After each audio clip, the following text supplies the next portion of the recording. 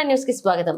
Jawahar Nagar police station పరిధిలో బాలాజీ నగర్ లో నివాసం ఉంటున్న శారద కుమార్ దంపతులకు ముగ్గురు బాలికల సంతానం.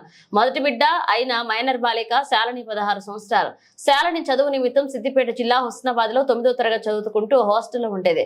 కొన్ని కారణాల వల్ల జవహర్ నగర్ బాలాజీ నగర్ లో ఇంటికి రావడంతో బాలాజీ నగర్ లో నివాసం ఉంటూ కూల్ డ్రింక్ షాప్ లో పనిచేస్తున్న శివ 20 సంవత్సరాల యువకుడు ప్రేమ పేరుతో లైంగికంగా వేధించడంతో గత రాత్రి ఉరివేసుకుని చనిపోయిన శాలిని కుటుంబ సభ్యుల సమాచారం మేరకు సంఘటనా స్థలానికి చేరుకున్న పోలీసులు కేసు నమోదు చేసుకుని యువకుడిని అదుపులోకి తీసుకున్నారు. పోలీసులు పోస్ట్ మార్టం నిమిత్తం బాలిక మృతదేహాన్ని గాంధీ హాస్పిటల్ కి తరలించారు.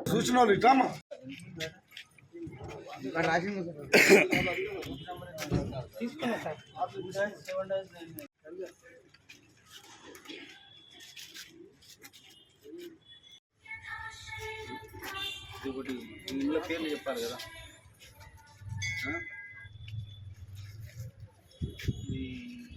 డైరెక్ట్